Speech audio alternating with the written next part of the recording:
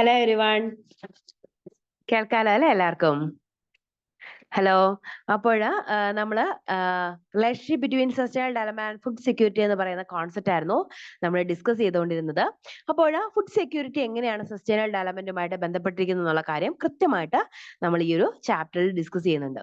എന്താണെന്ന് വെച്ച് കഴിഞ്ഞാൽ ഫുഡ് സെക്യൂരിറ്റി എങ്ങനെയാണ് സസ്റ്റൈനബിലിറ്റിയുമായിട്ട് ബന്ധപ്പെട്ട് നിൽക്കുന്നത്?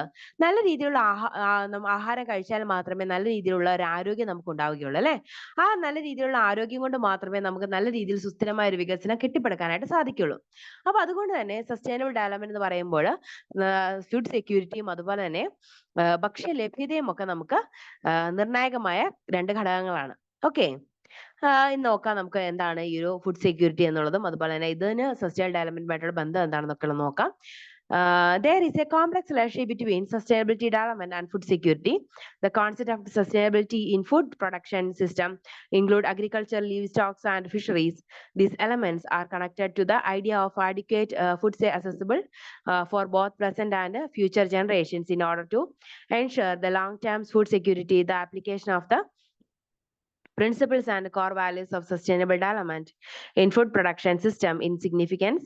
The way in with the agriculture is being practiced has a great impact on ecological sustainability. The objective of sustainable development is to redefine the human and environmental interactions in the 21st century. This process of development will help the present generations to meet their needs without compromising the ability of future generations to meet their own needs, including food. The need of food is the basic requirement of human being. The food security refers to the situation in which all people at all times have physical, social, and economic access to sufficient, safe, and nutritious food and meets their dietary needs and food performances for an active and healthy life. അപ്പോൾ ഈ ഒരു relationship, അതായത് ഈ ഒരു sustainable ഡെവലപ്മെന്റും അതുപോലെ തന്നെ food security തമ്മിലുള്ള relationship വളരെയധികം നിർണായകമാണ്. കാരണം നല്ല രീതിയിലുള്ള ഒരു ഭക്ഷ്യ ലഭ്യത ഉണ്ടെങ്കിലാണ് മറ്റു കാര്യങ്ങളിലേക്ക് നമുക്ക് ശ്രദ്ധ കൊടുക്കാനായിട്ട് സാധിക്കുള്ളൂ അല്ലെ? നമുക്ക് ഒരു നേരം പോലും ഭക്ഷണം കഴിക്കാനുള്ള നിവർത്തിയില്ല, അല്ലെങ്കിൽ ഒരു നേരമേ ഭക്ഷണം കഴിക്കാൻ പറ്റുന്നുള്ളൂ, ബാക്കിയുള്ള നേരങ്ങളിൽ മുഴുപട്ടിണിയും അരപ്പട്ടിണിയും ഒക്കെ ആണെങ്കിൽ നമുക്ക് മറ്റു കാര്യങ്ങളെ കുറിച്ച് ചിന്തിക്കാൻ പോലുമുള്ള ഒരു മാനസികാവസ്ഥ ഉണ്ടാവണമെന്നില്ല. അതുകൊണ്ട് തന്നെയാണ് ഫുഡ് സെക്യൂരിറ്റി എന്ന് പറയുന്നത്, ഭക്ഷ്യ ലഭ്യത എന്ന് പറയുന്നത് എല്ലാവർക്കും ഭക്ഷണം ലഭ്യമാക്കുക, പോഷക സമൃദ്ധമായ ഭക്ഷണം ഉണ്ടാവുക എന്നുള്ളത് നമ്മളെ സംബന്ധിച്ച് പ്രധാനപ്പെട്ടതാണെന്ന് പറയുന്നത്. Okay, the concept and evolution of sustainable development. Concept of sustainable development എന്ന് പറയുന്നതിൽ the United Nations Commission on Environment and Development gave the most appropriate definition of sustainable development in the report of the Commission. Our common future, it is defined as the development that meets the requirement of the present generations without compromising the ability of future generations to meet their own needs, and the defense emphasized on the two interesting ideas.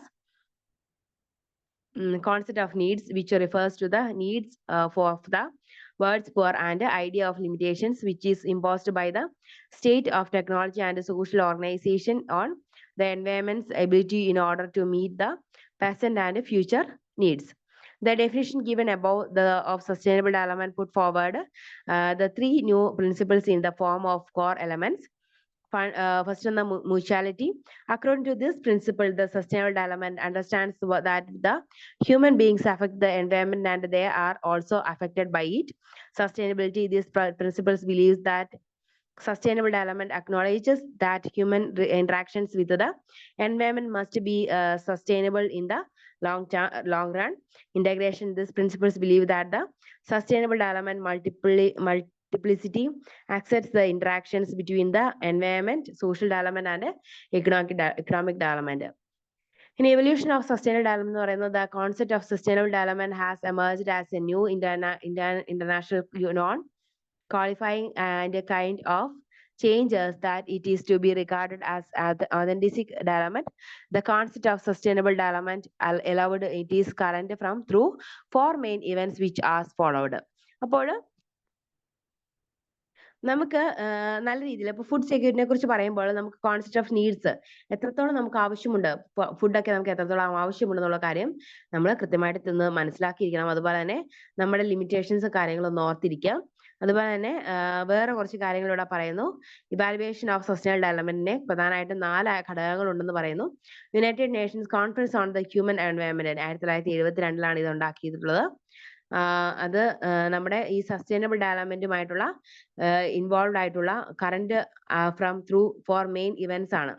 United Nations Conference on the Human Environment 1972.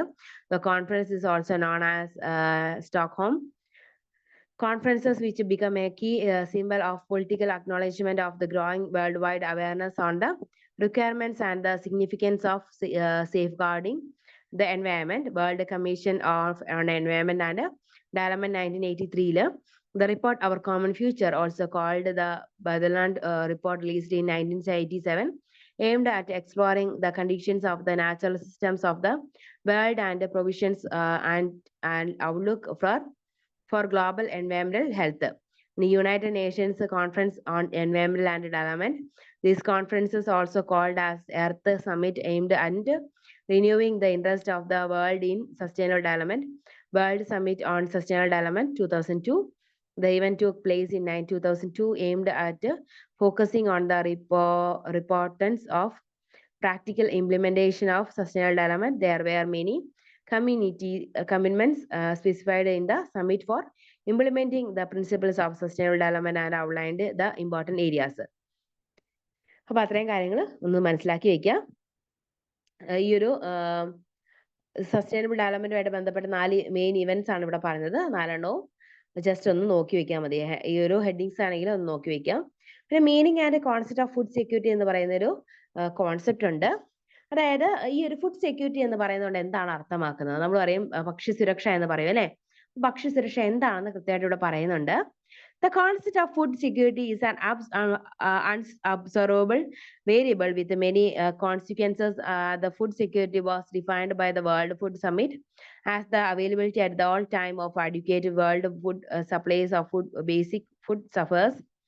In order to sustain a steady expansion of food consumption and to offset fluctuations in production and prices in the year 1983, the definition was expanded by the Food and Agriculture Organization that included and access of variable people to available supplies by mid-1990s, and the topic became the major area of concern at a global level, and the access to food now including sufficient food indicating concerns for protein, energy, malnutrition. Later on, the United Nations Development Program in its Human Development Report included the food security within the concept of human security. There were many modifications made in the definition of food security over the years, and today the meaning and the core concept of food security has changed from focusing on the availability and stability of basic food supply at the national and international level to accessibility of food supply at the individual household levels. The food insecurity എന്ന് പറയുന്നത്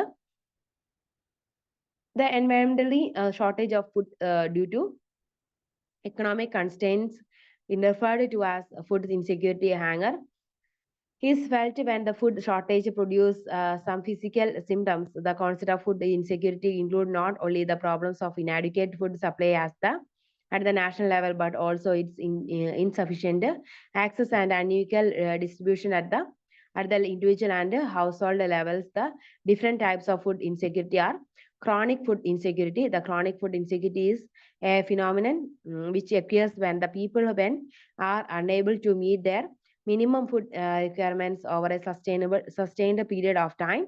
The main reasons are low income and continuing poverty. അപ്പോൾ food insecurity എന്ന് പറയുന്നതിന് കുറച്ച് ഈ ഒരു different ടൈപ്സിനെ കുറിച്ച് പറയുന്നുണ്ട്. ഫുഡ് ഇൻസെക്യൂരിറ്റി എങ്ങനെയാണ് പലതരത്തിലുള്ള ഡിഫറെന്റ് ടൈപ്സ് ഓഫ് ഫുഡ് ഇൻസെക്യൂരിറ്റിയെ കുറിച്ച് പറയുന്നുള്ളൂ. ഒന്ന് പറയുന്നത് ക്രോണിക് ഫുഡ് ഇൻസെക്യൂരിറ്റി ആണ്. അപ്പോൾ എന്താണ് ഒരു നമുക്ക് ആളുകൾക്ക് അവരുടെ ആഗ്രഹത്തിനനുസരിച്ച് അല്ലെങ്കിൽ അവർക്ക് മതിയാവുന്ന രീതിയിൽ ഫുഡ് കിട്ടാത്ത ഒരു അവസ്ഥയാണ് ഇത്തരത്തിൽ ക്രോണിക് ഫുഡ് ഇൻസെക്യൂരിറ്റി എന്ന് പറയുന്നത്.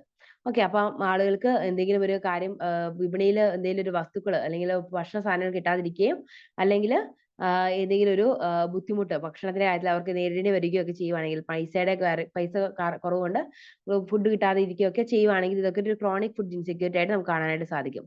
പിന്നെ ട്രാൻസിറ്ററി ഫുഡ് ഇൻസെക്യൂരിറ്റി എന്ന് പറയുന്നത്, transitory food insecurity cause when there is sudden drop in the production of lack of access to enough food due to natural disasters, conflict or economic collapse. അപ്പോൾ ഈ ട്രാൻസിസ്റ്ററി food insecurity എന്ന് പറയുന്നത് അതും ഒരു type of food insecurity ആണ്. കാരണം food ലഭ്യമാകാത്തൊരവസ്ഥയാണ് കേട്ടോ food insecurity എന്ന് പറയുന്നത്, ഭക്ഷ്യസുരക്ഷ ഇല്ലാത്തൊരവസ്ഥ.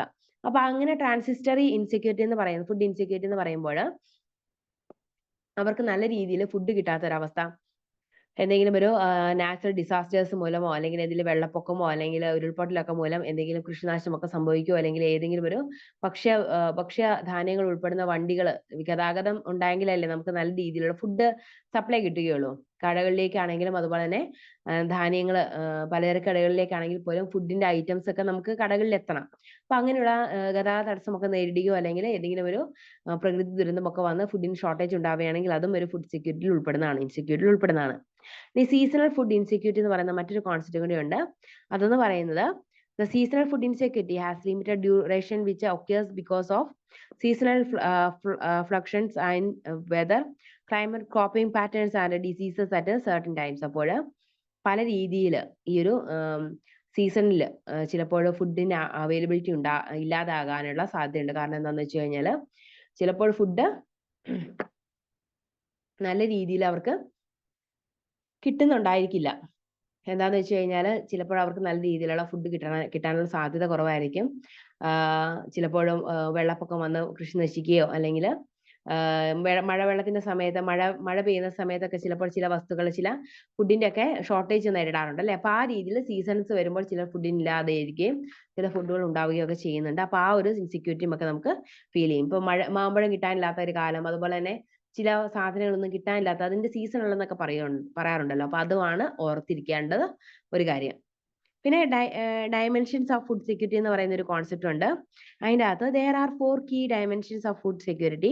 These are available, sustainable access and utilization, which despite the physical and economic access to food, the meets the dietary needs and performances for of the people. Food production and availability is enough food produced. The protection of food includes the ability of food production system to produce enough quality of food for people. It includes the supply side of the food security and accepts though quality and quantity of food. There are some characteristics that govern the production of food. These are rainfall along with the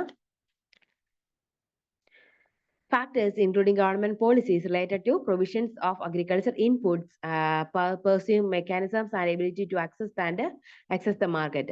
അപ്പോൾ first one അതാണ്. എന്താണെന്ന് വെച്ച് കഴിഞ്ഞാൽ ഈ ഒരു food ഇൻസെക്യൂരിറ്റിയുടെ പല dimensions പറയുമ്പോൾ first എന്ന് പറയുന്നത് ഫുഡ് പ്രൊഡക്ഷൻ അവൈലബിലിറ്റി ആണ്.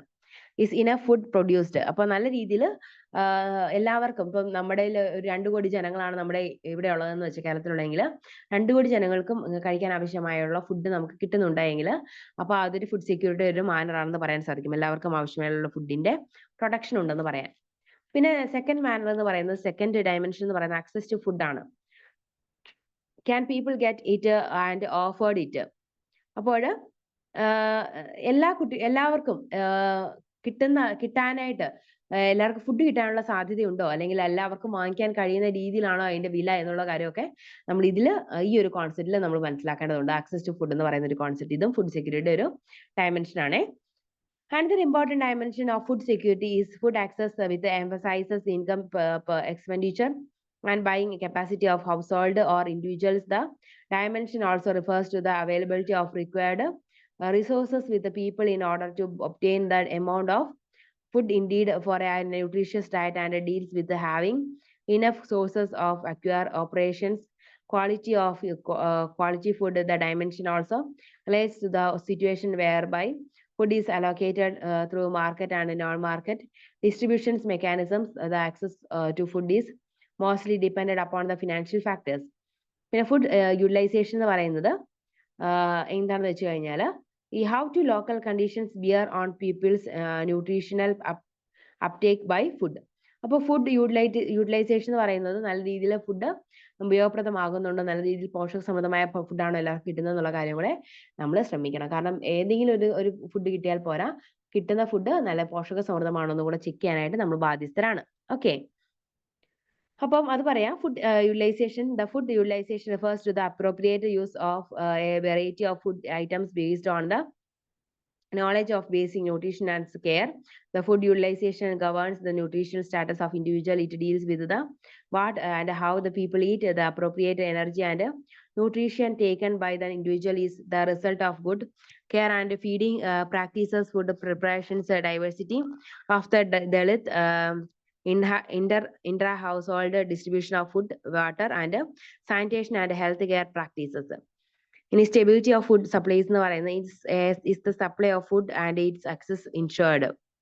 The stability of the food supply is independent upon the factors like weather conditions, political instability, or economic factors such as unemployment, rising food prices, etc. These dimensions of food security deals with the sustainability of other three dimensions and could be affected by changes in food availability and access to food. People are to be considered food security only when there is stability of availability, accessibility, and proper utilization of food conditions. അപ്പോൾ stability of food supplies എന്ന് പറയുന്നതും ഈ ഒരു food സെക്യൂരിറ്റിയായിട്ട് ബന്ധപ്പെട്ട് നല്ല രീതിയിൽ പ്രവർത്തിക്കുന്ന ഒരു ഡയമെൻഷൻ ആണ് കേട്ടോ. കാരണം ചിലപ്പോൾ ഫുഡുണ്ട്, ചിലപ്പോൾ ഫുഡില്ല എന്നുള്ള രീതിയിൽ നമ്മൾ കാര്യങ്ങൾ മുന്നോട്ട് പോകാനായിട്ട് സാധിക്കില്ല. കാരണം ഫുഡ് എന്ന് പറയുന്നത് എപ്പോഴും നെസസറിയാണ് അല്ലെ, നെസസിറ്റി ആയിട്ട് നമുക്ക് വേണ്ട ഒന്നാണ്, എപ്പോഴും നമുക്ക് ആവശ്യമാണ്. അപ്പൊ ആ ഫുഡ് നമുക്ക് എപ്പോഴും കിട്ടേണ്ടത് നമ്മുടെ ഒരു അവകാശവും കൂടിയാണ്. അപ്പൊ ആ രീതിയിൽ എല്ലായ്പ്പോഴും എല്ലാവർക്കും ഫുഡ് കിട്ടുന്നുണ്ടോ, അല്ലെങ്കിൽ ഫുഡ് സെക്യൂരിറ്റി, ഫുഡ് സപ്ലൈസ് എപ്പോഴും സ്റ്റെബിലൈസ്ഡ് ആണോ എന്നുള്ള കാര്യം കൂടെ നോക്കണം. Okay, the stability of the food supplies is dependent upon the factors like weather conditions, political instability, and economic factors such as unemployment, rising food prices, etc. അപ്പോൾ അതൊക്കെ ഈ ഒരു സ്റ്റെബിലിറ്റി ഓഫ് ഫുഡ് സപ്ലൈസ് എന്നതിനെ അടിസ്ഥാനപ്പെടുത്തി നിൽക്കും. കാരണം economic ബാക്ക്ഗ്രൗണ്ടും അൺഎംപ്ലോയ്മെന്റും ഒക്കെ നമുക്ക് ചിലപ്പോൾ ഈ ഒരു ഫുഡ് സപ്ലൈസിന്റെ സ്റ്റെബിലിറ്റിനെ ബാധിക്കാറുണ്ട്. ഇനി relationship between sustainable development and food security എന്ന് പറയുന്ന ഒരു കോൺസെപ്റ്റില് there is an increase in the food demand because of the increase in population, in global food shortages, and the malnutrition and hunger are because of the shortage of cropland together with the falling productivity. The need is the huge transformation of natural ecosystem. The food production system face global challenges such as meeting the growing demand for food, reducing poverty and malnutrition, and achieving environmental stability. The widespread processes of starvation, hunger, and malnutrition across the world is related to sustainability of global agriculture production. The increase in the agricultural yields is the only solution of feeding this huge population and reducing a privilege of hunger. The adoption of sustainable development approach is important in order to ensure long-term food security. Green revolution എന്ന് പറയുന്നത് the low productivity in the agricultural sector is the main cause of preventing household and countries from accumulating access, diversifying their economics, and making use of new technologies. The Green Revolution concept was introduced in 1960s to meet the growing demand for good food. The new nation included the rapid transfer and adoption of new technologies in the agricultural sector by making use of the chemical fertilizer and pesticides, irrigation technology, mechanizations of farms, and new high yield seeds. And green revolution can be called the kind of shift and transition to more modern agricultural methods. അപ്പോൾ ഈ green revolution എന്ന് പറയുന്നത് നമ്മളെ സംബന്ധിച്ചിടത്തോളം food സെക്യൂരിറ്റിയെ വർദ്ധിപ്പിച്ച ഒരു കാര്യം കൂടിയാണ്. നമുക്കറിയാം പണ്ടെന്ന് പറയുന്നത് ഒരുപാട് കീടനാശിനികളൊക്കെ ഇല്ലാതിരുന്ന സമയത്ത് കീടങ്ങളൊക്കെ ഒരുപാട് വിളവുകൾ തിന്നിരുന്നു. അതുപോലെ തന്നെ അനുയോജ്യമായ വളപ്രയോഗങ്ങളൊന്നും നടത്താത്തത് കൊണ്ട് നമുക്ക് ഫലപുഷ്ടമായിട്ടുള്ള അല്ലെങ്കിൽ ഒരുപാട് വളമൊന്നും ഇല്ലാത്തത് കൊണ്ട്, നല്ല രീതിയിലുള്ള വളമൊന്നും അറിയാത്തതുകൊണ്ട് ചിലപ്പോൾ വിളവൊക്കെ കുറവായിരുന്നു. പക്ഷെ ഗ്രീൻ റെവല്യൂഷന്റെ ഭാഗമായിട്ട് മറ്റ് അനുയോജ്യമായ വിളകളും അതുപോലെ തന്നെ കീടനാശിനികളൊക്കെ ഉപയോഗിക്കാൻ തുടങ്ങിയപ്പോൾ വലിയ രീതിയിലുള്ള ഒരു ഉൽപാദന കുതിച്ചുചാട്ടം ഉണ്ടായി. അപ്പൊ ഈ ഉൽപാദന വർധനവ് നമ്മളെ സംബന്ധിച്ചിടത്തോളം നമുക്ക് ഒരുപാട് ഗുണം ചെയ്തു. നല്ല രീതിയിലുള്ള എല്ലാവർക്കും ഫുഡ് ലഭിക്കുന്നതിന് ഈ ഗ്രീൻ റെവല്യൂഷൻ സഹായകമായിട്ടുണ്ട്. അപ്പൊ അതൊന്ന് ഓർത്തിരിക്കുക. ഫുഡ് സെക്യൂരിറ്റിയെ കുറിച്ച് ഓർക്കുമ്പോൾ ഗ്രീൻ റെവല്യൂഷനും കൂടെ ചേർത്ത് നമ്മൾ ആൻസർ എഴുതാനായിട്ട് കുറച്ചുകൂടെ ബെറ്റർ ആയിരിക്കും അങ്ങനെ ചെയ്യുമ്പോൾ. ഇനി ലോസ് ഓഫ് ബയോഡൈവേഴ്സിറ്റി എന്ന് പറയുന്ന ഒരു കോൺസെപ്റ്റ് ഉണ്ട്. ഇത് നമ്മുടെ ഈ ഒരു ഫുഡ് ഇൻസെക്യൂരിറ്റിയുമായിട്ട് ബന്ധപ്പെട്ടാണ്. The agriculture base of developing countries were built upon the local available natural resources, indigenous knowledge and traditional methods of agriculture production. The traditional methods include producing the harvesting different crops varieties, livestock and fisheries. These methods are in harmony with the environment. There is depletion in the essential nutrients of land because of the large-scale introduction of single crop under mechanized agricultural practice. The practice has resulted in the loss of nearly 3/4 of its food crop diversity and also to the problems of world water pollution. Depletion of livestock and fisheries എന്ന് പറയുന്നത് there is an increase in the importance of livestock and their products, and as consumer demand increases with the population growth, rising income and urbanization, the issue of sustainable development develops because of the rapid worldwide growth is demand for food of animal origin. With its accompanying efforts of human health, livelihood and environment, a number of human health problems have increased because of the industrial livestock production. The food safety and health concerns have increased because of intensive livestock feeding system. Other fishing has led to the threat of the examination of some species. It is important to pay attention to the rapid expansion, the increased technology efficiency in fisheries. ഇനി desertification ഒക്കെ നമുക്കറിയാം. Desertification എന്ന് പറയുന്നത് another major area of concerning the desertification which bring about the gradual and other non-teased rejection of the productive capacity of land over a period of years. This will lead to the formation of a complete wasteland incapable of producing anything useful for the community. ഇപ്പൊ desertification എന്ന് പറയുന്നത് ഇത്തരത്തില് നമ്മുടെ മരുഭൂമിവൽക്കരണം എന്ന് പറയും അല്ലെ.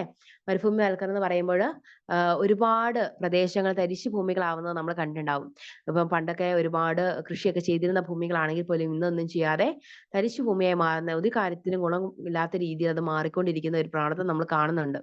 അപ്പോൾ desertification നമ്മളെ സംബന്ധിച്ചിടത്തോളം വലിയൊരു ചോദ്യചിഹ്നമാണ്. ഈ ഡെസർട്ടിഫിക്കേഷൻ കൂടുമ്പോൾ എന്താണ് വരുന്നത്?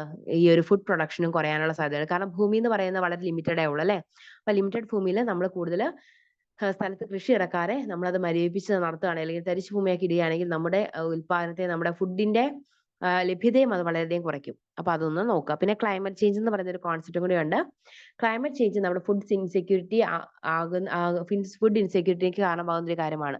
ക്ലൈമറ്റ് ചേഞ്ച് കാരണം ഒരുപാട് പ്രശ്നങ്ങൾ നമ്മൾ അഭിമുഖീകരിക്കേണ്ടി വരാറുണ്ട്. പ്രത്യേകിച്ച് മഴ പെയ്യേണ്ട സമയത്ത് കടും വേനലും അതുപോലെ തന്നെ വേനൽ കാലത്ത് നല്ല മഴയും ഒക്കെ പെയ്യുന്നത് നമ്മുടെ വിളകളെ പ്രതികൂലമായിട്ട് ബാധിക്കും. അപ്പൊ നല്ല രീതിയിലുള്ള വിളവ് നമുക്ക് ലഭിക്കാതെ വരുമ്പോൾ അത് നമ്മുടെ ഫുഡ് ഇൻസെക്യൂരിറ്റിക്ക് കാരണമാവുകയും നമുക്ക് ഭക്ഷ്യക്ഷാമം അനുഭവപ്പെടുകയും ചെയ്യും. അപ്പൊ ക്ലൈമറ്റ് ചേഞ്ച് നമ്മളെ സംബന്ധിച്ച് വലിയൊരു പ്രശ്നം തന്നെയാണ്. Okay, climate change is the major problem in the global security. It poses a threat to human security. It makes the living conditions of farmers, fishers, and forest department people for birds that are already vulnerable and food insecurity. The extreme weather conditions have an adverse impact on food production, infrastructure for food distribution, livelihood assets, and opportunities in both rural and urban areas. Okay, അപ്പൊ climate change ഒന്ന് ഓർത്തിരിക്കുക. ഇനി sustainable development എന്താണെന്നുള്ളൊരു concept ഈ ഒരു പാഠഭാഗം കഴിഞ്ഞു. പാഠഭാഗത്തിൽ നിന്ന് വരുന്ന സാധ്യതയുള്ള കുറച്ച് ക്വസ്റ്റ്യൻസ് ഡിസ്കസ് ചെയ്യാം. സസ്റ്റൈനബിൾ ഡെവലപ്മെന്റ് എന്താണെന്നുള്ള ചോദ്യം ഉറപ്പായിട്ടും കാണാവുന്ന ഒരു ചോദ്യമാണ് കേട്ടോ. പിന്നെ ഫുഡ് സെക്യൂരിറ്റിയും ഫുഡ് ഇൻസെക്യൂരിറ്റിയും എന്താണ്, തമ്മിലുള്ള സാമ്യതയും വ്യത്യാസമൊക്കെ എന്താണെന്ന് നോക്കാം. ഫുഡ് സെക്യൂരിറ്റി എന്ന് പറയുന്നത് എല്ലാവർക്കും മതിയായുള്ള ഭക്ഷണം ലഭ്യമാക്കുന്നതിനാണ് ഭക്ഷ്യസുരക്ഷ എന്നാണ് ഒക്കെ ഇതിനർത്ഥം. ഫുഡ് ഇൻസെക്യൂരിറ്റി എന്ന് പറയുന്നത്, ഫുഡ് ഇൻസെക്യൂരിറ്റി എന്ന് പറയുന്നത് ഭക്ഷ്യസുരക്ഷ ഇല്ലാത്തൊരവസ്ഥയാണ്. ഫുഡിന് ക്ഷാമം നേരിടുന്ന ഒരു അവസ്ഥ തന്നെയാണ് നമ്മൾ ഫുഡ് ഇൻസെക്യൂരിറ്റി എന്ന് പറയാം. ഓക്കെ, പിന്നെ വരുന്നത് പിന്നെ ചോദിച്ചു കണ്ടുള്ള ഒരു ക്വസ്റ്റ്യൻ, നമ്മുടെ സസ്റ്റൈനബിൾ ഡെവലപ്മെന്റും ഫുഡ് സെക്യൂരിറ്റിയും തമ്മിലുള്ള റിലേഷൻഷിപ്പ് എന്താണെന്നുള്ള കാര്യം കൂടെ ചോദിക്കാൻ സാധ്യതയുള്ള ഒരു ക്വസ്റ്റ്യൻ ആണ് കേട്ടോ. അപ്പൊ അത്രയും കാര്യങ്ങൾ ഒന്ന് പഠിച്ചിരിക്കുക. ഓക്കെ, നെക്സ്റ്റ് പാഠം പറയുന്നത് നമുക്കൊന്ന് നോക്കാം. നെക്സ്റ്റില് role of green and converging technologies in health, sanitation and food security എന്ന് പറയുന്ന ഒരു കോൺസെപ്റ്റ് ആണ്. അപ്പം meaning of green and converging technologies എന്ന് പറയുന്ന ഒരു കോൺസെപ്റ്റ് ഉള്ളത് നോക്കാം.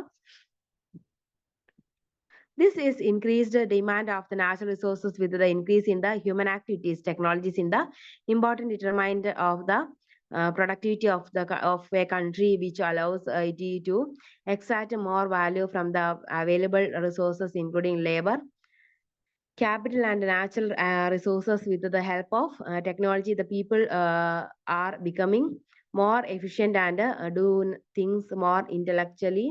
Technology can be called as a collection of techniques, skills, methods, tools, raw materials, and processes which are used in the production of goods and services. It refers to the knowledge of combining the resources in order to produce the desired production, solve problems, fulfill needs, and satisfy funds. Peoples have exploited the natural resources in order to achieve the developmental objectives which have critically affected the environment. This has also led to the disturbance between nature and mankind.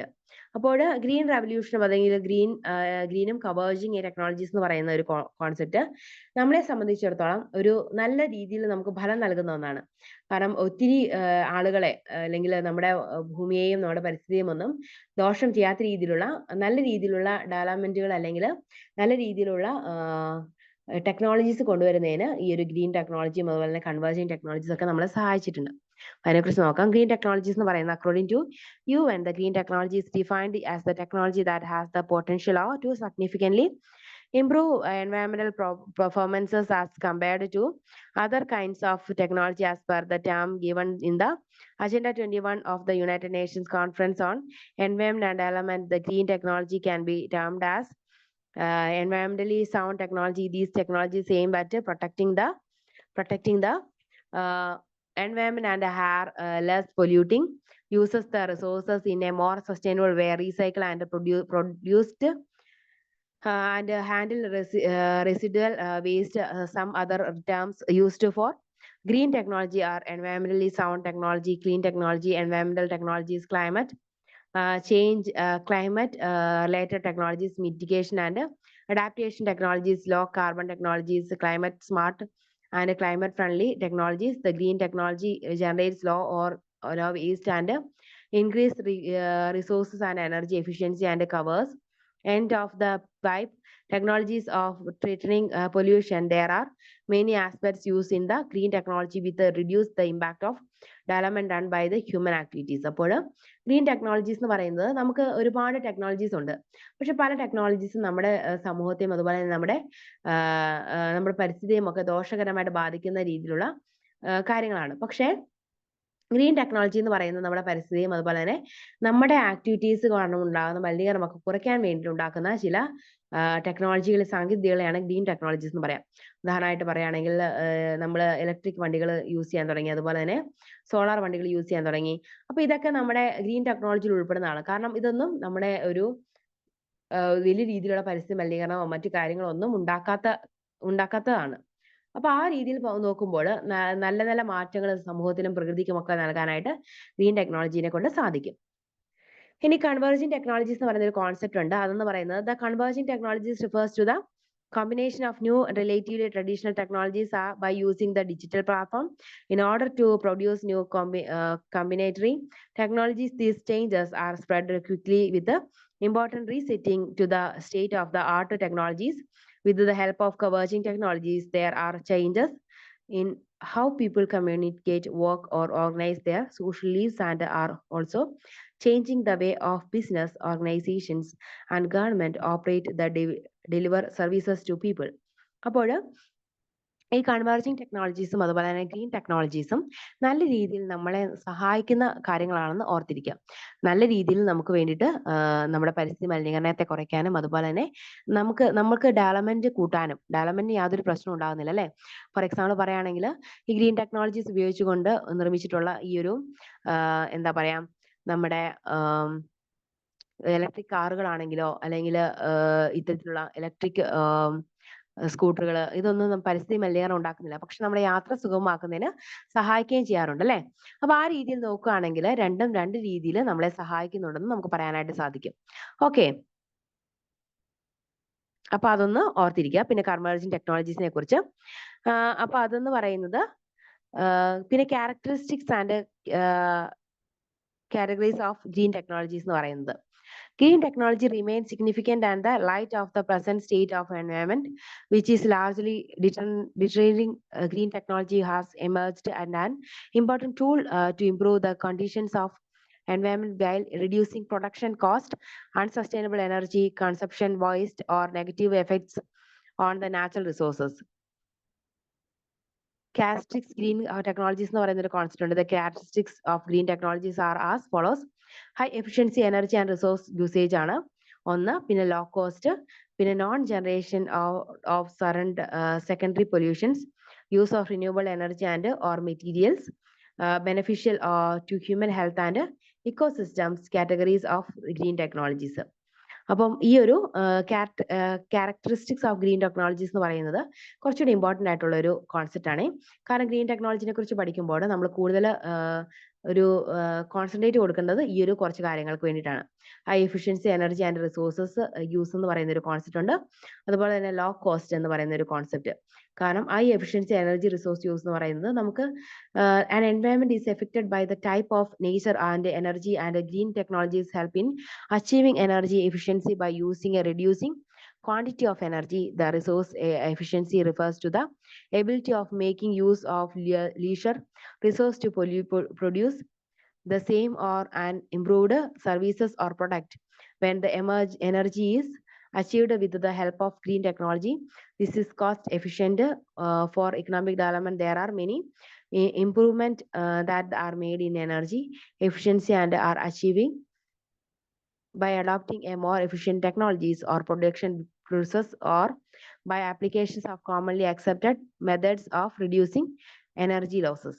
പിന്നെ വരുന്ന law കോസ്റ്റുകളാണ്. Law cost എന്ന് പറയുന്ന a very low investment is indeed in using green technologies. It is simple technology. These technologies are easily fabricable, adaptable, and repairable, and make use of little energy and resources. Also, low cost and production of processing is needed for green technologies. These technologies are easily accessible. പിന്നെ non generation of secondary pollutions എന്ന് പറയുന്ന ഒരു concept ഉണ്ട്. അപ്പം secondary pollutions ഒന്നും ഒരിക്കലും ഉണ്ടാവുന്നില്ല. അതുപോലെ തന്നെ പൊല്യൂഷൻ വളരെയധികം കുറയ്ക്കുന്നതാണ് ഗ്രീൻ ടെക്നോളജീസ് എന്ന് പറയാം. അപ്പൊ അത് പ്രധാനപ്പെട്ട ഒരു കോൺസെപ്റ്റ് ആണ്. The secondary pollutions are very harmful of peoples and emitted when primary pollutions react in the atmosphere. The secondary pollutions are more areas of concern, and they are formed from many different components. The interaction of primary pollutions with the other molecules in the air is leading to photochemical which is not created by using the green technologies. The use of renewable energy and or materials എന്ന് പറയുന്നത് the security of emerging the climate change has lead to the development of new cleaner energy technologies. It is important to look at the alternative technologies to meet to unpredictable energy demands of socio-economic development. The technological advancement is solar wide scale gas and geothermal energy as promoting due to their potential and harness energy and existing renewable resources with zero carbon emission. It is helps in safeguarding the environment and natural resources and preserve the ecosystem. പിന്നെ beneficial to human health and ecosystem എന്ന് പറയുന്ന ഒരു concept ഉണ്ട്. The human health is dependent upon the products and services of the ecosystem. Ecosystem functions in the ability to the natural process or providing goods and services to meet human needs. The services provided by the ecosystem include the availability of fresh water, food, and fuel resources, which are important for productive livelihood of people. With the help of green technologies, and ecosystem can be protected and also helps in the efficient performance of ecosystem functions. ഇനി വരുന്ന categories of green technologies എന്ന് പറയുന്നൊരു concept ആണ്. Categories of green technologies എന്ന് പറയുമ്പോൾ the main ഇപ്പൊ ക്യാരക്ടറീസ് എന്ന് പറയുന്നത് നമുക്കറിയാലോ.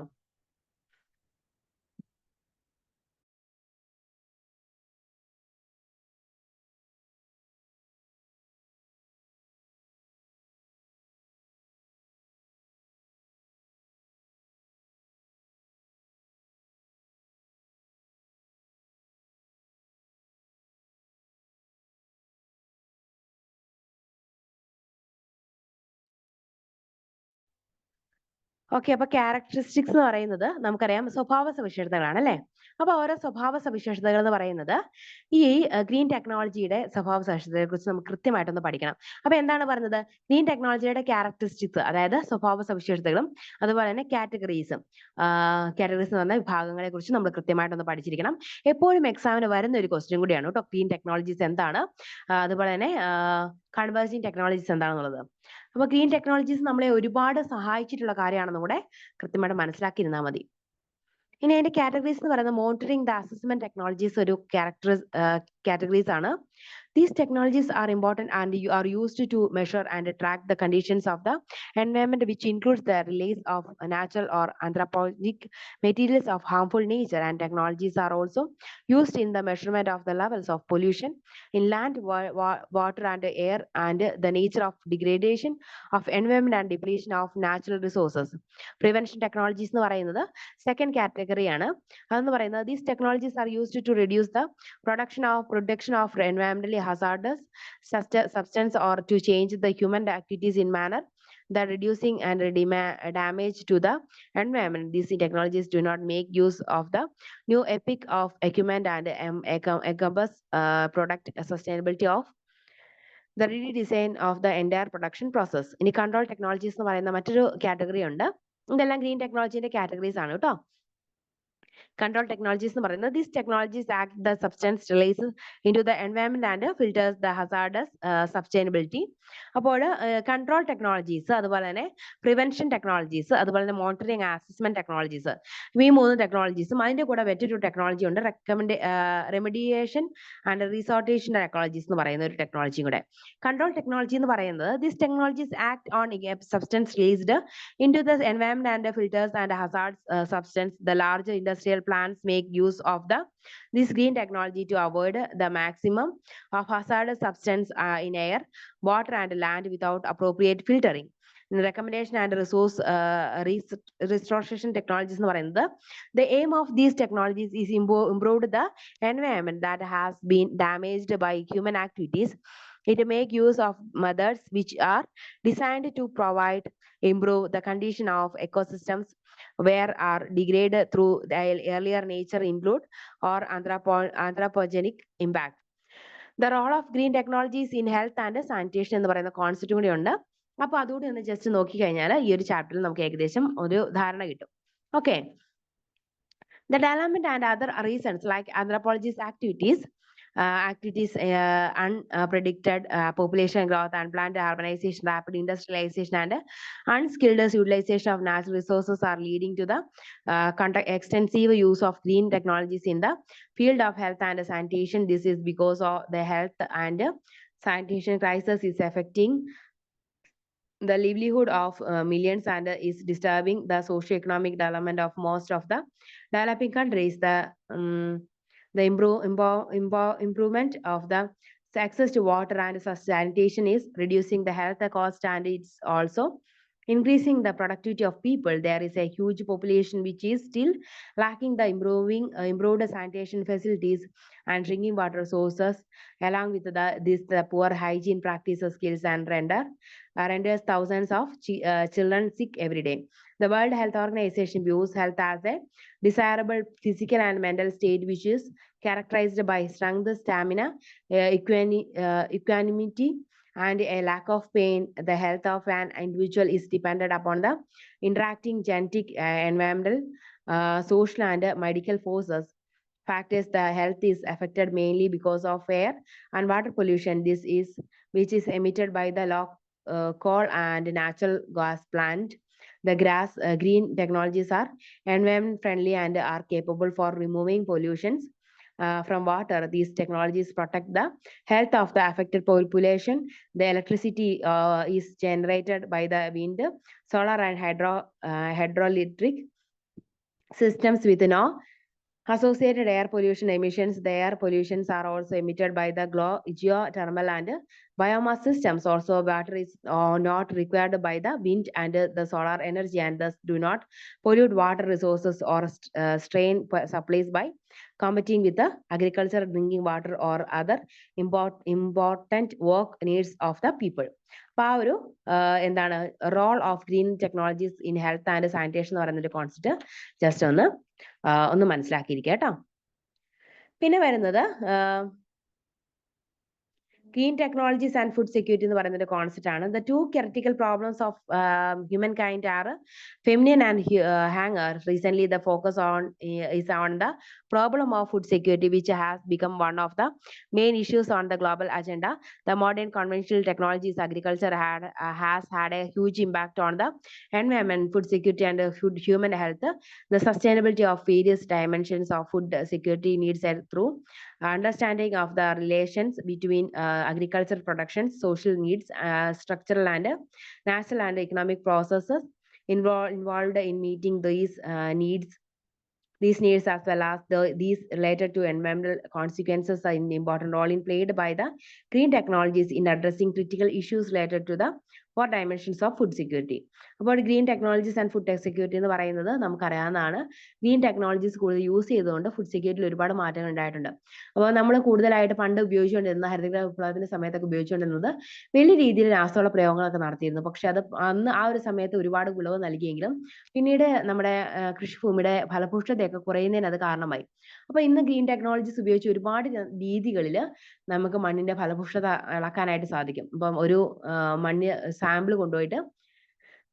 സാമ്പിൾ കൊണ്ടുപോയിട്ട് അതിൽ എത്രത്തോളം ന്യൂട്രീഷ്യൻസ് വേണം എന്നുള്ള കാര്യമൊക്കെ കണ്ടറിഞ്ഞ് അതിന് മാത്രമുള്ള വളവ് അനുസരിച്ച് കൊടുത്തു കഴിഞ്ഞാൽ അമിതമായിട്ടുള്ള പണം ലാഭിക്കാനും അതുപോലെ തന്നെ അമിതമായിട്ടുള്ള പണം ചെലവ് നമുക്ക് കുറയ്ക്കാനും അതുപോലെ തന്നെ പണം ലാഭിക്കാനും നമ്മുടെ കൃഷിഭൂമിക്ക് മോശമായിട്ട് അല്ലെങ്കിൽ കൃഷിഭൂമിയുടെ ഒരു നാച്ചുറൽ ആയിട്ടുള്ള ഒരു അവസ്ഥയ്ക്ക് മാറ്റം വരാതിരിക്കാൻ ഇത് കാരണമാകും.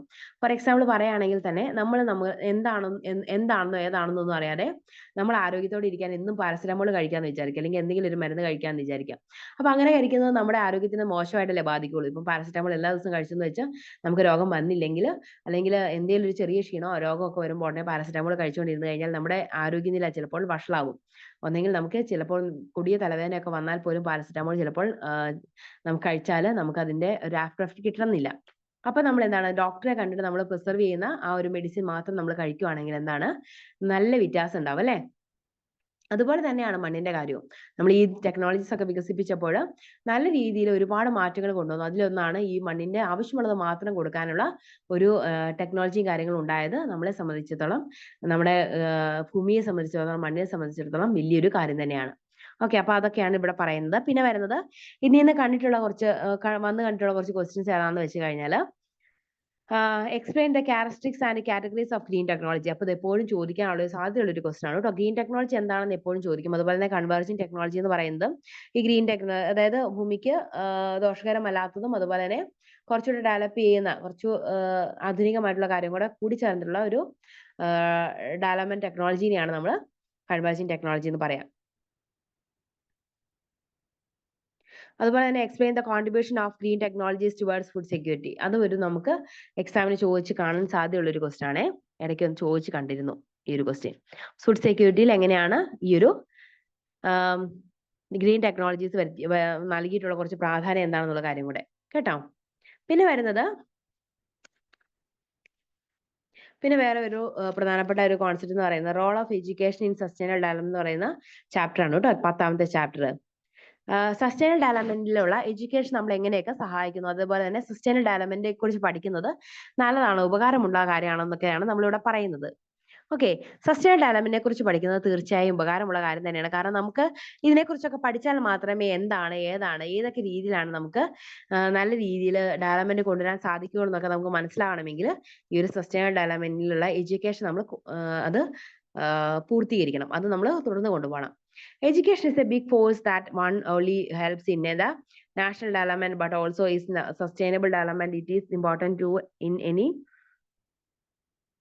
aspect of development, social, economic, political or environmental. The education helps in the promotion of development of knowledge and skills that is needed to achieve a sustainable development. The education for sustainable development helps the people to learn about the preservation of earth resources. It helps in empowering the present and future generations in order to meet their needs using a balanced and integrated approach to the economic, social and എൻവയോൺമെന്റൽ dimensions of S T എന്ന് പറയുന്നത് sustainable development ആണ് കേട്ടോ.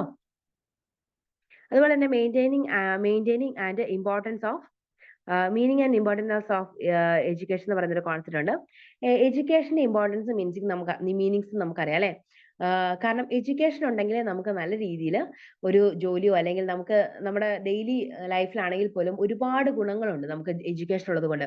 English പഠിക്കുന്നത് കൊണ്ടോ അല്ലെങ്കിൽ മറ്റു കാര്യങ്ങളെക്കുറിച്ച് ഡെയിലി നമുക്ക് ഒരു അടിസ്ഥാനപരമായിട്ടുള്ള ഒരു ആരോഗ്യ കാര്യങ്ങളെക്കുറിച്ച് ഫസ്റ്റ് എയ്ഡിനെ കുറിച്ചൊക്കെയുള്ള അടിസ്ഥാനമായിട്ടുള്ള ഒരു വിവരം ഉണ്ടെങ്കിൽ നല്ല രീതിയിൽ നമ്മുടെ ജീവിതത്തെ അത് സ്വാധീനിക്കാറുണ്ട്.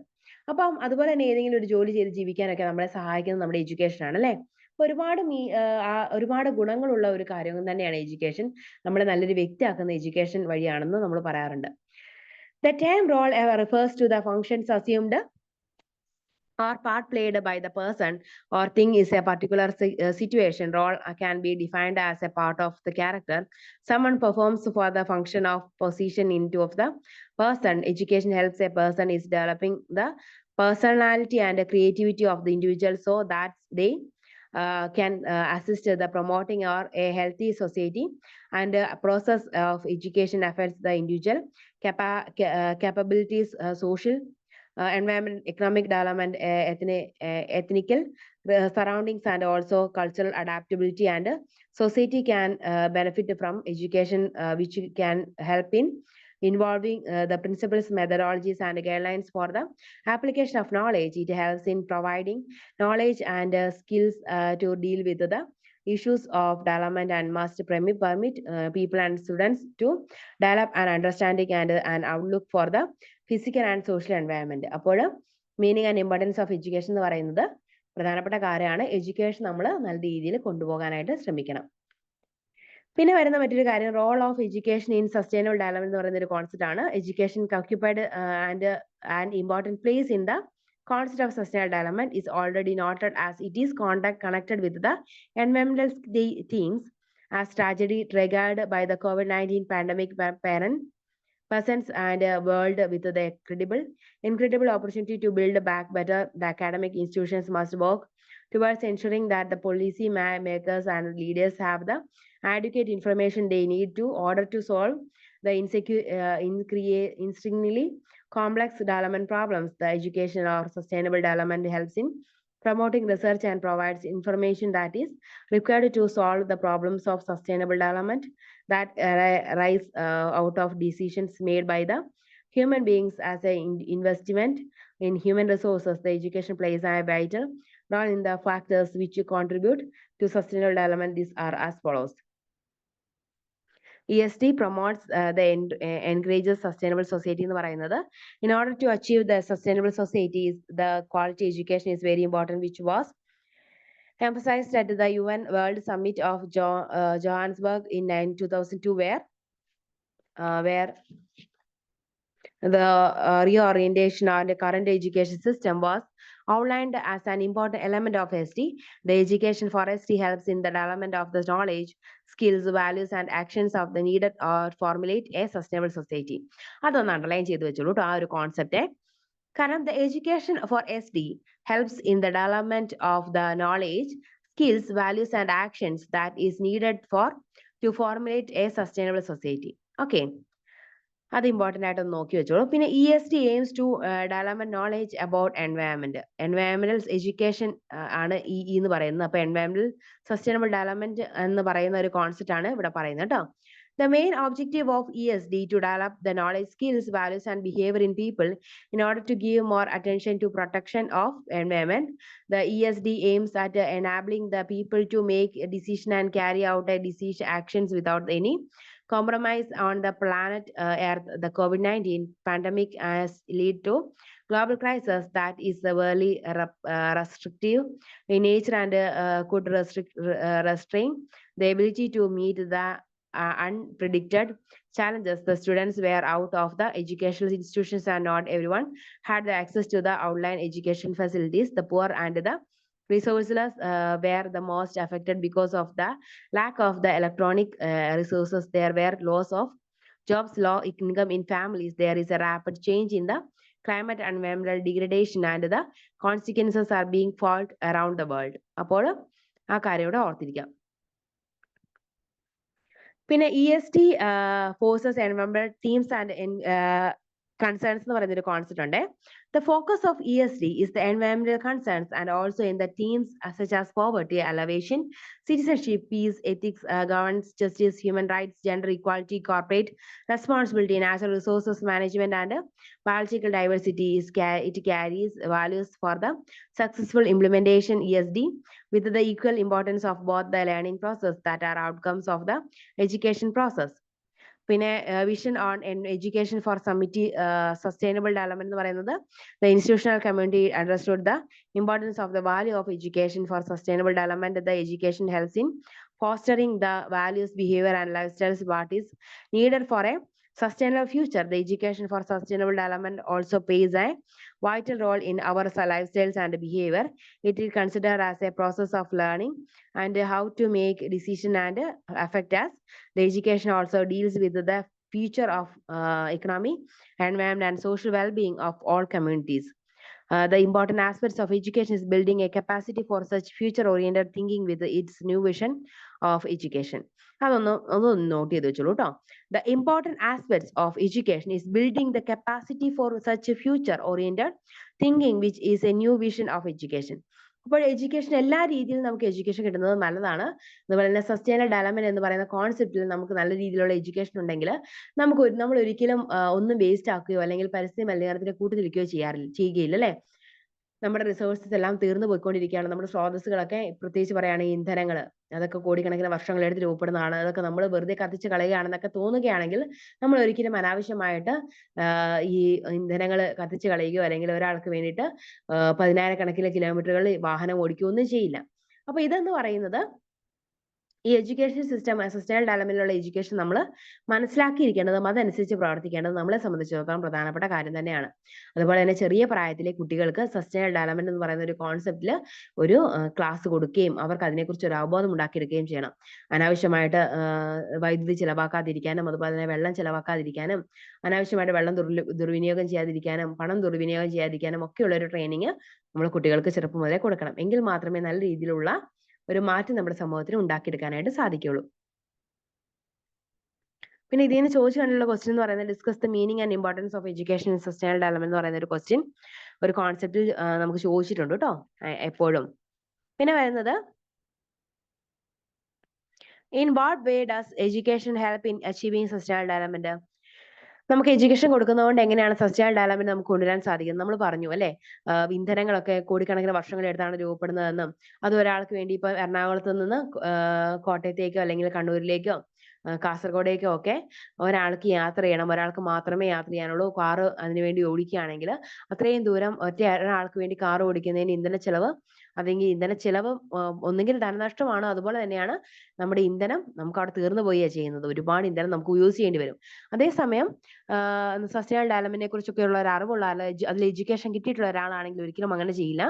അവര് പബ്ലിക് ഫാക്ടേഴ്സിന് അല്ലെങ്കിൽ പബ്ലിക് ആയിട്ടുള്ള ഗതാഗത മാർഗങ്ങൾ ഉപയോഗിക്കാനായിട്ട് ശ്രമിക്കും. കാരണം എന്തുമായാലും ബസ്സും ട്രെയിനും ഒക്കെ എപ്പോഴും ഓടുന്നതാണ്. ഒരാൾ കയറിയെന്ന് വെച്ചോ ഒരിക്കലും അതിനൊരു മാറ്റം സംഭവിക്കാൻ പോകുന്നില്ല. അതുകൊണ്ട് ആ ഒരു ഗതാഗത മാർഗങ്ങൾ യൂസ് ചെയ്ത് കഴിഞ്ഞാൽ ഒരിക്കലും ഒരു ഇന്ധന നഷ്ടം ഉണ്ടാവാനായിട്ട് സാധ്യതയില്ല. അപ്പൊ അതൊന്ന് ഓർത്തിരിക്കുക. അപ്പൊ അതൊക്കെയാണ് പ്രധാനമായിട്ടും ഇവിടെ വന്ന് ചോദിച്ചു കണ്ടുള്ള കുറച്ച് ക്വസ്റ്റ്യൻസ് ഇതിൽ നിന്ന്, ഈ ഒരു ചാപ്റ്ററിൽ നിന്ന്.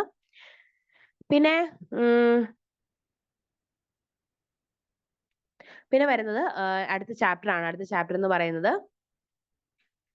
11th ചാപ്റ്റർ ആണ്. Role of policy innovations in sustainable development എന്ന് പറയുന്ന ഒരു കോൺസെപ്റ്റ് ആണ് കേട്ടോ. അപ്പം റോളും അതിന്റെ പോളിസീസും ഒക്കെ എങ്ങനെയാണ് സസ്റ്റൈനബിൾ ഡെവലപ്മെന്റിൽ ഉള്ളത് എന്നുള്ളത് നോക്കാം.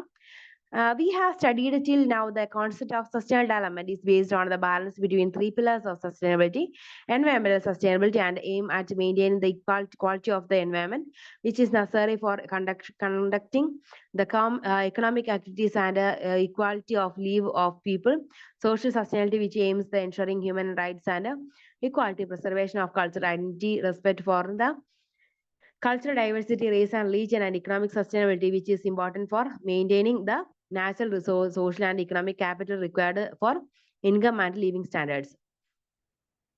അപ്പം ഈ ഒരു സസ്റ്റൈനബിൾ ഡെവലപ്മെന്റിന് 3 പില്ലേഴ്സ് ആണുള്ളത്. നമ്മൾ നേരത്തെ തന്നെ പറഞ്ഞിരുന്നു. എൻവയോൺമെന്റൽ, അതുപോലെ തന്നെ സസ്റ്റൈനബിൾ, അതുപോലെ തന്നെ എൻവയോൺമെന്റൽ സസ്റ്റൈനബിലിറ്റി, അതുപോലെ തന്നെ സോഷ്യൽ എക്കണോമിക്. അപ്പൊ ഈ 3 രീതിയിൽ നല്ല രീതിയിലുള്ള സസ്റ്റൈനബിലിറ്റി ഉണ്ടെങ്കിൽ മാത്രമേ നമുക്ക് നല്ല രീതിയിലുള്ള സസ്റ്റൈനബിൾ ഡെവലപ്മെന്റ് കൊണ്ടുവരാനായിട്ട് സാധിക്കുള്ളൂ. അപ്പൊ ആ ഒരു കാര്യം കൂടെ ഇപ്പോഴും പറയുന്നുണ്ട്. അപ്പൊ അത് സസ്റ്റൈനബിൾ ഡെവലപ്മെന്റിനെ കുറിച്ച് ചോദിച്ചു കഴിഞ്ഞാൽ ആ 3 പില്ലേഴ്സിനെ കുറിച്ച് ജസ്റ്റ് ഒന്ന് എഴുതി വെക്കുന്നത് കൂടുതൽ മാർക്ക് സ്കോർ ചെയ്യാനായിട്ട് നമ്മളെ സഹായിക്കുന്ന ഒരു കാര്യമാണ്. പിന്നെ ഗോൾസ് ഓഫ് സസ്റ്റൈനബിൾ ഡെവലപ്മെന്റ് എന്ന് പറയുന്ന മറ്റൊരു കാര്യം കൂടി ഉണ്ട് ഇവിടെ.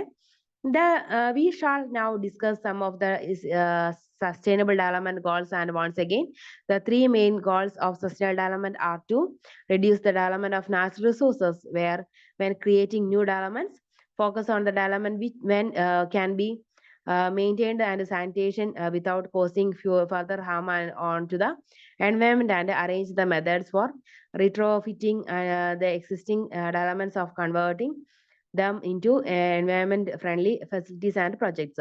ഈ 3 കോൺസെപ്റ്റുകളും ഒന്ന് ഓർത്തിരിക്കുന്നത് നല്ലതായിരിക്കും, ഒന്ന് മനസ്സിലാക്കി വെക്കുന്നത് നല്ലതാണ് കേട്ടോ.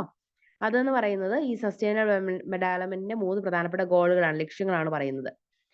അതുകൂടെ പറയാം. Reducing the depletion of natural resources when creating new developments, focus on development which can be maintained that is sustainable without causing further harm to the environment, and arrange the methods for retrofitting the existing developments to convert them into environment friendly facilities and projects. അപ്പോൾ 3 കാര്യങ്ങളും ഓർത്തിരിക്കുക. ഒരിക്കലും പ്രകൃതിയെ പിന്നെയും അതിനെ ദ്രോഹിക്കാതെ നല്ല രീതിയിൽ പ്രകൃതിയെ സംരക്ഷിക്കുന്ന രീതിയിലുള്ള ഡെവലപ്മെന്റ്സ് കൊണ്ടുവരാനായിട്ടാണ് സസ്റ്റൈനബിൾ ഡെവലപ്മെന്റ് എന്ന് പറയുന്ന ആശയം കൂടുതലായിട്ട് ഉദ്ദേശിക്കുന്നത്.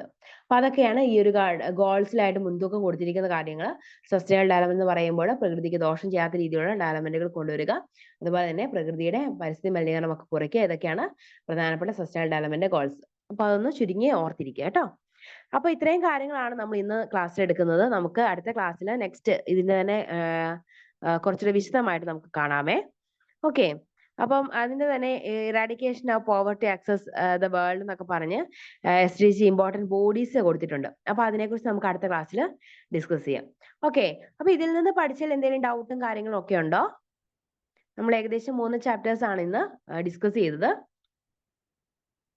ഗ്രീൻ ടെക്നോളജീസിനെ കുറിച്ച് പറഞ്ഞിരുന്നു, അതുപോലെ തന്നെ ഫുഡ് സെക്യൂരിറ്റിനെ കുറിച്ചും ഫുഡ് ഇൻസെക്യൂരിറ്റിനെ കുറിച്ചൊക്കെ പറഞ്ഞിരുന്നു. ഫുഡ് സെക്യൂരിറ്റി എന്ന് പറയുന്നത് ഭക്ഷ്യ ലഭ്യതയാണ് നമ്മൾ പറയുക. ഫുഡ് ഇൻസെക്യൂരിറ്റി എന്ന് പറയുന്നത് ഭക്ഷ്യക്ഷാമം അല്ലെങ്കിൽ ഭക്ഷ്യ സുരക്ഷ ഇല്ലാത്തൊരവസ്ഥയാണ് കേട്ടോ. അപ്പം ഫുഡ് സെക്യൂരിറ്റി എന്ന് പറയുന്നത് ഭക്ഷ്യസുരക്ഷ ഉള്ളത്, ഫുഡ് ഇൻസെക്യൂരിറ്റി എന്ന് പറയുന്നത് ഭക്ഷ്യസുരക്ഷ ഇല്ലാത്തൊരവസ്ഥ. ഭക്ഷ്യസുരക്ഷ എന്ന് പറയുന്നത് നമുക്ക് എപ്പോഴും സ്റ്റേബിൾ ആയിട്ട് നമുക്ക് ഫുഡ് കിട്ടിക്കൊണ്ടിരിക്കണം, അതുപോലെ തന്നെ ഫുഡിന് ക്ഷാമം ഉണ്ടാകാൻ പാടില്ല, എല്ലാവർക്കും ആക്സസിബിൾ ആയിട്ടുള്ള റേറ്റ് ആയിരിക്കണം ഫുഡിന് ഉണ്ടായിരിക്കേണ്ടത്. അപ്പൊ ഇത്രയും കാര്യങ്ങളാണ് ഫുഡ് സെക്യൂരിറ്റിയിൽ ഉൾപ്പെടുന്നത്. ഫുഡ് ഇൻസെക്യൂരിറ്റിക്ക് കാരണമാകുന്ന ഒരുപാട് കാര്യങ്ങളുണ്ട്. ഒന്നെങ്കിൽ ക്ലൈമറ്റ് ചേഞ്ചോ അല്ലെങ്കിൽ ചിലപ്പോൾ പ്രകൃതി ദുരന്തങ്ങളൊക്കെ ആവാം ഇത്തരത്തിൽ ഫുഡ് ഇൻസെക്യൂരിറ്റി കാരണമാകുന്നത്. അപ്പൊ അതൊന്ന് ഓർക്കുക. പിന്നെ വരുന്നത് ഗ്രീൻ ടെക്നോളജീസിനെ കുറിച്ച് നമ്മൾ പറഞ്ഞിരുന്നു. ഏതൊക്കെ ഗ്രീൻ ടെക്നോളജീസ് ആണുള്ളത്? കൺവേർജിങ് ടെക്നോളജീസിനെ കുറിച്ച് പറഞ്ഞിരുന്നു. ഗ്രീൻ ടെക്നോളജീസ് എത്രത്തോളം സസ്റ്റൈനബിൾ ഡെവലപ്മെന്റിനെ സഹായിക്കുന്നുണ്ടെന്നുള്ള കാര്യവും നമ്മൾ പറഞ്ഞു അല്ലെ. നല്ല രീതിയിൽ ഗ്രീൻ ടെക്നോളജീസ് സസ്റ്റൈനബിൾ ഡെവലപ്മെന്റിന് വേണ്ടി സഹായങ്ങൾ ചെയ്യുന്നുണ്ട്. പ്രത്യേകിച്ച് പറയുകയാണെങ്കിൽ ഇത്തരത്തിൽ ഈ ഇലക്ട്രിക് വണ്ടികളൊക്കെ നമ്മൾ മേടിച്ചതും നമ്മൾ ഉപയോഗിക്കാൻ തുടങ്ങിയത്, സോളാർ വണ്ടികളൊക്കെ ഉപയോഗിക്കുന്നതൊക്കെ നല്ല രീതിയിൽ പരിസ്ഥിതി മലിനീകരണം കുറയ്ക്കുന്നതിന് കാരണമായിട്ടുണ്ട്. അപ്പൊ അതൊക്കെ നമ്മളൊന്ന് ഓർത്ത് അത് എഴുതി വെച്ചാൽ മതി. പിന്നീട് എഡ്യൂക്കേഷൻ എന്ന് പറയുന്നത് സസ്റ്റൈനബിൾ ഡെവലപ്മെന്റുമായിട്ട് ബന്ധപ്പെട്ട് നിലനിൽക്കുന്ന മറ്റൊരു പ്രധാനപ്പെട്ട കാര്യമാണ്. എല്ലാവരും വിദ്യാഭ്യാസം ആർജിക്കണം. കാരണം സസ്റ്റൈനബിൾ ഡെവലപ്മെന്റ് എന്ന് പറയുന്ന ഒരു കോൺസെപ്റ്റ് എന്താണെന്നുള്ള ഒരു അവബോധം എല്ലാവർക്കും ഉണ്ടാവണം. എങ്കിൽ മാത്രമേ നമ്മുടെ പ്രകൃതി വിഭവങ്ങളൊക്കെ അമൂല്യമാണെന്നുള്ളൊരു ചിന്ത ആളുകളിലേക്ക് ഉണ്ടാവുള്ളൂ. ആരെങ്കിലും പറഞ്ഞു കൊടുക്കാതെ അങ്ങനെ ഒരു ചിന്ത ആളുകളിൽ ഉണ്ടാവുമോ? ഒരിക്കലുമില്ല അല്ലെ. നമ്മൾക്കറിയാം, നമ്മൾ നടക്കാനും നിൽക്കാനും ഇരിക്കാനും പറയാനും ഒക്കെ പഠിച്ചത് എന്താണ്? ആളുകൾ പറഞ്ഞും കേട്ടും അവർ പഠിപ്പിച്ചു തന്നാണ് അല്ലെ, അവരെ കണ്ട് നമ്മൾ പഠിച്ചതാണ്. അപ്പൊ ആ രീതിയിൽ ആരെങ്കിലും പറഞ്ഞു തന്നാലോ അല്ലെങ്കിൽ ആരെങ്കിലും കാണിച്ചു തന്നാലോ മാത്രമേ നമുക്ക് ആ എല്ലാ കാര്യങ്ങളെ കുറിച്ച് ഒരു അവബോധം ഉണ്ടാവുകയുള്ളൂ. അതുകൊണ്ട് തന്നെ സസ്റ്റൈനബിൾ ഡെവലപ്മെന്റ് എന്ന് പറയുന്ന കോൺസെപ്റ്റ് നമ്മൾ പഠന വിധേയമാക്കുകയും അത് ആളുകളിലേക്ക് കൂടുതൽ സ്പ്രെഡ് ചെയ്യാനുള്ള അവസരങ്ങൾ ഉണ്ടാക്കി കൊടുക്കുകയും ചെയ്യണം. ഓക്കെ, അപ്പൊ ഇത്രയും കാര്യങ്ങൾ നമ്മൾ ഇന്നത്തെ ക്ലാസ്സിൽ ഡിസ്കസ് ചെയ്തത്. നാളെ വരുമ്പോൾ പഠിച്ചിട്ട് വേണം വരാനായിട്ട്. നാളെ നമുക്ക് 11ാമത്തെ ചാപ്റ്റർ കൃത്യമായിട്ടൊന്ന് ഡിസ്കസ് ചെയ്യാം കേട്ടോ. എന്തെങ്കിലും ഡൗട്ടും കാര്യങ്ങളുണ്ടെങ്കിൽ ഇപ്പൊ നമുക്ക് ചോദിക്കാം.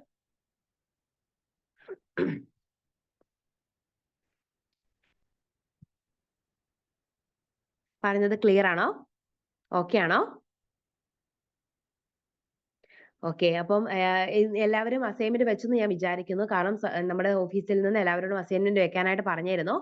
അപ്പം വെക്കാത്തവർ ആരെങ്കിലും ഉണ്ടെങ്കിൽ ഉടനെ തന്നെ അത് കംപ്ലീറ്റ് ചെയ്ത് അസൈൻമെന്റ് വെക്കാനായിട്ട് പ്രത്യേകം ശ്രദ്ധിക്കുക. നമ്മുടെ ടൈം ഇപ്പോൾ തീർന്നു എന്നാണ് എനിക്ക് തോന്നുന്നത്. ടൈം ഏകദേശം തീരാറായി. ഓക്കെ, അപ്പം ഏകദേശം ഒന്ന് എല്ലാവരും കംപ്ലീറ്റ് ആക്കാത്തവരൊന്ന് വേഗം കംപ്ലീറ്റ് ചെയ്ത് അതാത് സെന്ററുകളിൽ കൊണ്ട് വെക്കാനായിട്ട് ശ്രമിക്കണേ. Okay, thank you.